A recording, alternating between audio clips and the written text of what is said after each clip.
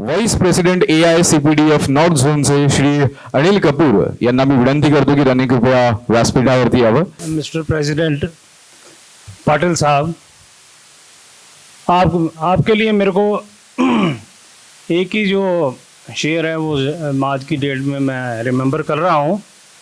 वो कहते हैं, घर से चला था मैं अकेला, लोग जुड़ते गए कारवां बन गया.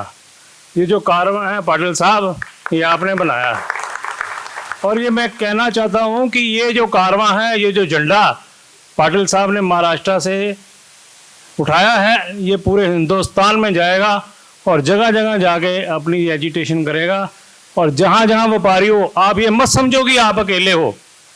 आप 27% वोटिंग पावर रखते हो, लेकिन हमने कभी किसी को नहीं कहा कि आप पार्टी में डिवाइड हो जाओ. हम कहते हैं व्यापारी हो, कोई बात नहीं, जिस पार्टी के साथ मर्जी जाओ, लेकिन अपने व्यापार को संभालो. तो मैं यही कहना चाहूँगा, आज की डेट में हम अपने बिजनेस को खुद ही कंडेम कर रहे हैं. जब हम अपना व्यापार, मैं मानता हूँ कि आज की डेट में व्यापार हमारा कमज़ोर है, गवर्नमेंट हमारा साथ नहीं दे रही, कंपनीज FMCG है हमारा साथ नहीं दे रही. क्योंकि ये मॉडर्न ट्रेड जब आया है तो हम इनसे कहते हैं कि भैया 70-75% बिजनेस आज की डेट में हम कर रहे हैं. पहले तो 91% हम करते थे, 8% मॉडर्न ट्रेड करता था. चलो 70 से लेकर 75% बिजनेस आज भी हम कर रहे हैं. कोई भी प्रोडक्ट जब इनको लॉन्च करना होता है तो इनको हमारी याद आती है, और जब वो लॉन्च हो जाता है, एक ब्रांड बन जाता है, फिर वो मॉडर्न ट्रेड को दे देते हैं. अब बात ये है कि फॉरेन की कंपनी से हम जब भी बात करते हैं कि आप ऐसा क्यों कर रहे हो, हम 75% के आपके ट्रेड पार्टनर हैं, आप हमको चैनल पार्टनर बोलते हो, लेकिन जब माल बेचते हो तो हमको महंगा देते हो और जो मॉडर्न ट्रेड है उसको सस्ता देते हो. वो एक ही बात कहते हैं, जी हमारी फॉरेन की कोलैबोरेशंस हैं अमेजोन के साथ, ये सारी बाहर की कंपनियां हैं, हमारी फॉरेन की कोलैबोरेशंस हैं, तो उस चक्कर में उनको वर्ल्ड वाइड इनको माल आपसे सस्ता देना पड़ेगा. तो ये सारी जो चीज़ें हैं ये हमारे में अब आ रही हैं. तो इस चक्कर में आपको मैं एक बात कहना चाहता हूँ, हम अपना बिजनेस को कंडेम करना बंद करें. हम क्या करते हैं, हम कमाते हैं, घर जाते हैं, घर जाके हमारा छोटा सा चेहरा हुआ होता है, अपने बेटे को कहते हैं बेटा तू पढ़ ले, कोई नौकरी कर ले कहीं जाके. बिजनेस में तो आज की डेट में कोई फ़ायदा नहीं है. जब तक आपके ट्रेड में जवान खून एंटर नहीं होगा, आपका ट्रेड कभी भी तरक्की नहीं करेगा. अगर आपने अपने बच्चे जैसे आज भेज रहे हो बाहर, ऐसे ही भेजते रहे, तो माफ़ करना, एक बात मैं आपको कह रहा हूँ, 3 साल के बाद आप ख़त्म हो जाओगे. अपने बच्चों को ट्रेड में घुसाओ, क्योंकि जो आपसे जो कंपटीशन कर रहे हैं लोग, वो MBAs हैं, इंजीनियर्स हैं, पढ़े लिखे हैं. चलो मानते हैं हमारे पास एक्सपीरियंस है, लेकिन जब हमारा एक्सपीरियंस हमारे बच्चों की पढ़ाई के साथ मिल जाएगा तो वो ऐसी चीज़ बन जाएगी कि फिर ये कंपनियां आपको ब्लैकमेल नहीं कर पाएंगी. तो मेरी ये आपको सबको ये सजेशन है कि अपना जवान खून अपने पास रखो, नहीं तो क्या होगा, आज आप बूढ़े हो जाओगे, 2-4 साल बाद काम कम करोगे, धीरे धीरे कहोगे यार मेरा बच्चा तो इतने लाख वहाँ पे कमा रहा है, इतने करोड़ का पैकेज है उसका, आप यहाँ पे व्यापार बंद करोगे, उसके पास चले जाओगे. अपने व्यापार को जिंदा रखो. नौकरी करनी बहुत आसान है. आज की डेट में आपने नौकरी करनी है, बच्चे को पढ़ाओ, 2-3 साल में नौकरी कर लेगा.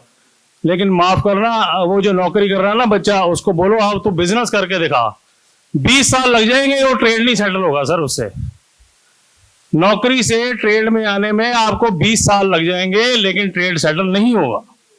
तो जो आपने अपनी टॉयल किया है जिंदगी में, उसको व्यर्थ मत जाने दो और अपने बच्चों के बीच में इन्वॉल्व करो, ताकि वो आपके बिजनेस को समझें और नई टेक्नोलॉजी को आपके बिजनेस में लेके आए, ताकि हम अपने बिजनेस को और ज़्यादा से ज़्यादा नए तरीकों के साथ उसको बढ़ा सकें. पहला पॉइंट तो मेरा ये था. सेकंड पॉइंट GST का मैं लेना चाहता हूँ. हम कहते हैं कि ये GST जो है वो, ये जो डी बंडलिंग ऑफ GST है, जैसे 28% में डी बंडल हो गया. अब जो डी बंडलिंग होती है, हमारे FMCG ट्रेड तो पूरा टैक्स दे देता है. अब जो इन्फिल्ट्रेटर्स हैं वो क्या करते हैं, वो जो डी बंडलिंग कर लेते हैं, वो जो 28% है वो बाजार में बिक जाता है. अब जो बिक जाता है, सरकार को चूना लग रहा है वहाँ पे. हमने बहुत बार बोला है कि आपको वो 28% आपके घर में नहीं जा रहा, वो घूम घूम के आके फिर वहीं पे रोटेट हो रहा है, आपको वो प्रॉफिट नहीं हो रहा.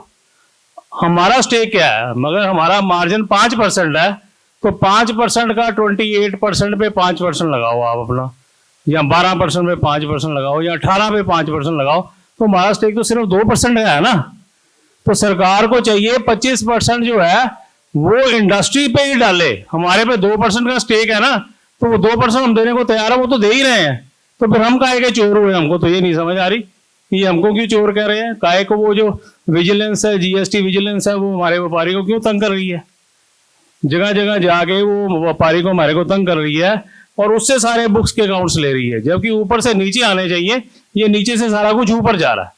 सब कुछ एक किस्म का ये गलत हो रहा है। तो मैं ये चाहता हूँ मिस्टर प्रेसिडेंट साहब को बोलूँगा, पाटिल साहब, गणेश राम जी और भी हमारे जो जितने भी डॉक्टर साहब और जितने भी इंटेलेक्चुअल्स बैठे हैं, एक प्रोजेक्ट बना के इसको सरकार को पेश किया जाए कि आपका फाइनेंस बढ़ेगा, आपकी इनकम बढ़ेगी, लेकिन कम से कम उसको कुछ ऐसे सिस्टम में लेके आओ।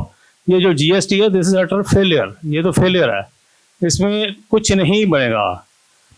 तो मैं फिर आपको एक बार कहना चाहता हूँ, कौन कहता है कि आसमान में छेद नहीं हो सकता?